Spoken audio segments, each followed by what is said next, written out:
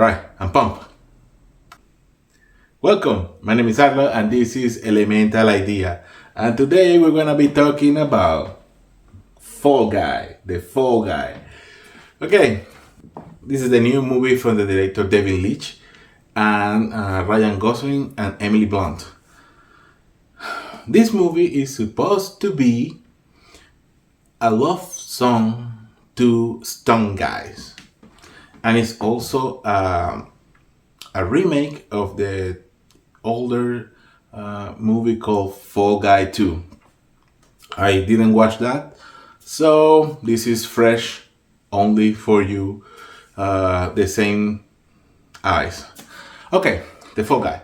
The plot of the Fall Guy is it is stuntmen that have a romance with a camera girl, and they're in love. And in one of the stunts that he performs, he gets injured, so he feels like crap, and he abandoned the whole movie business. And it's called to come back because he's supposed to be the best in town, right? And when he come back, he gets set up with a murder, and they're trying to pin it on him. He gets set up with a murder, and they're pinning on him, and he's trying to escape, and that's our plot. All right. So all this is in the trailer, so it's no spoilers. I will give you spoilers in advance. I will give you an advance spoiler warning at the end. But for now, this is gonna be free spoiler. This movie has an amazing action scenes. The action scenes, the acrobacies, the stunts in the movie are awesome. And I think if you know a little of the movie business, you will recognize these stunts for what impressive they are. So our guy, our Fall Guy, Ryan Gosling is trying to find the actor he is actually a stunt for. He's a famous actor and is played by Aaron Taylor Johnson. He have a good performance for what it is. He's supposed to be a comic character. He's the comic. I won't say he's the comic relief, but it's close to that. He's over the top, and he is out of touch with the world, and that's his whole character in this movie. We have an amazing performance from Hannah Whittington. She is really cool. I really enjoy her character in this movie because I didn't see her. And if you cannot try to pinpoint her because you don't remember, she is the... Remember Game of Thrones? I know no one wanna remember Game of Thrones, but remember Game of Thrones when it was this nun, pain, shame, and it was all stoic. That's her. And in this movie, she's peppy, she's talking a lot, she's moving fast. Really good. I really enjoyed it. Her performance, and she ended up is the one who called our Ryan Gosling to come back. So the stunts, they have a bunch of stunts that are well done. I would prefer if this movie, they have a lot of small roles, and I don't know why they don't fill these roles with actually stunt guys so they can actually be on camera. Even the stunt coordinator from the movie that they're supposed to be shooting is not a stunt coordinator. And it was like, this is a missed opportunity. If you actually wanted to do this love letter to them, you lost it over there.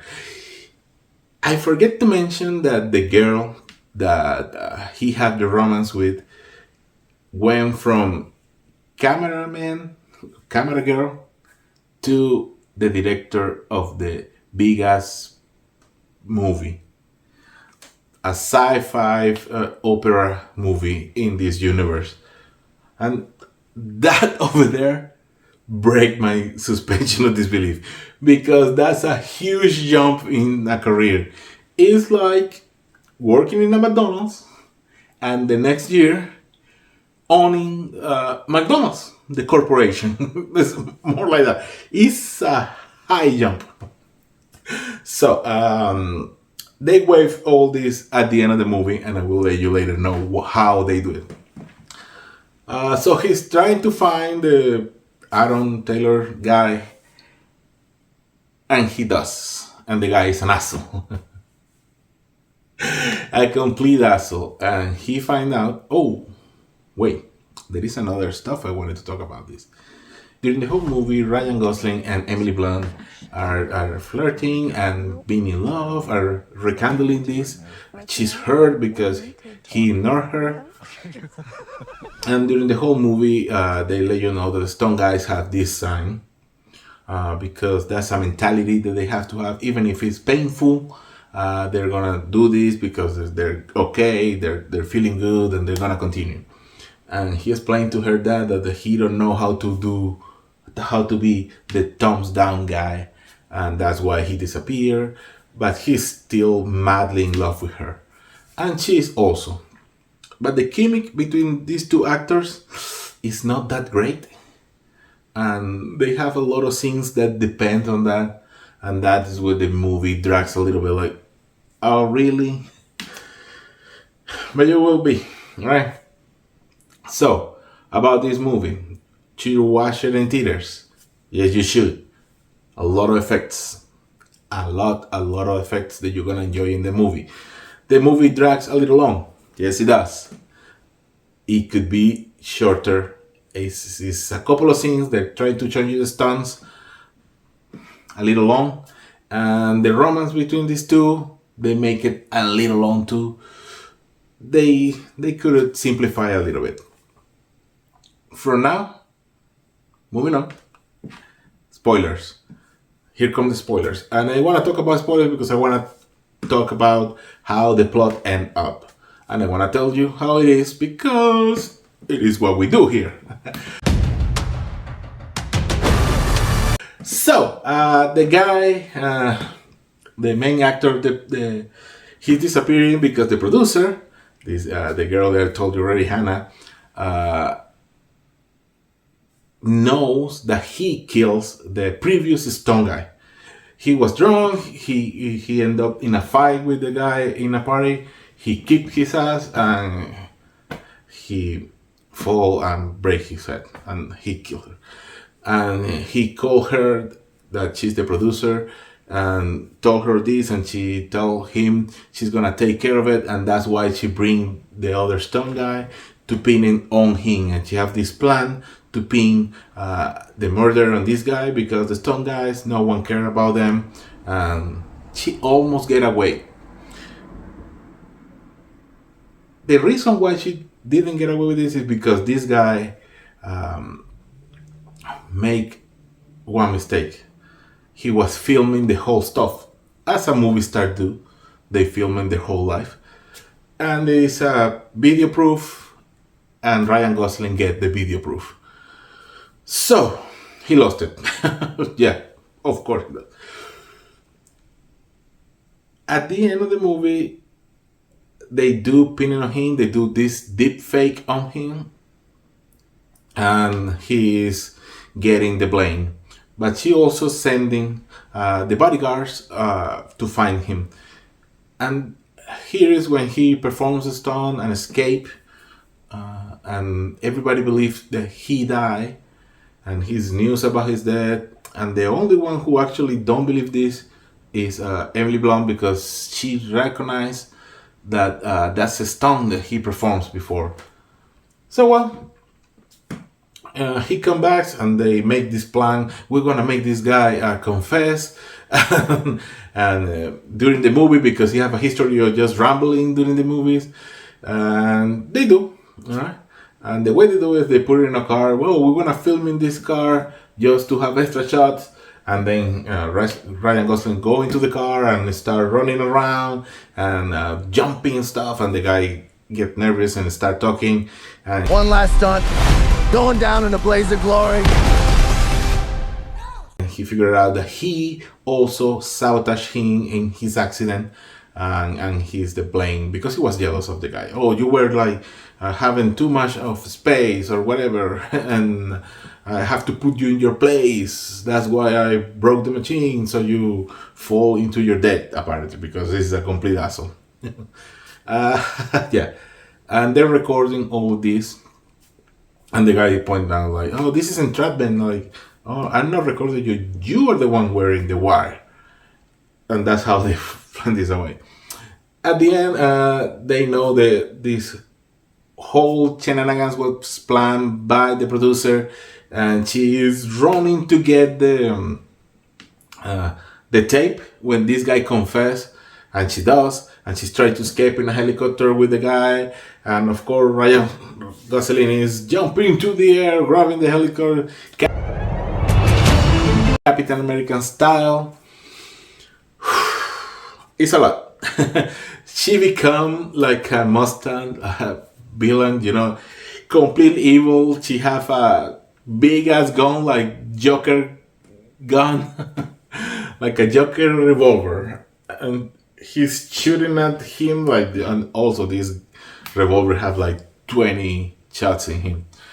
But yeah, all this happened, and they retrieve the video. They let you know that supposedly with this they make all go as planned, right? He cleaned his name, and the other guy goes to jail, supposedly, allegedly, we don't know. And yeah, that's the end of the movie, right? Now, nitpicks. I didn't like that they have this weird, I don't know, it was a joke. I don't know if they tried to make fun of this, but the movie they're shooting is supposed to be Doom, right? Doom Part 2 right now. They have even the music to let you know, oh, and they making fun of that.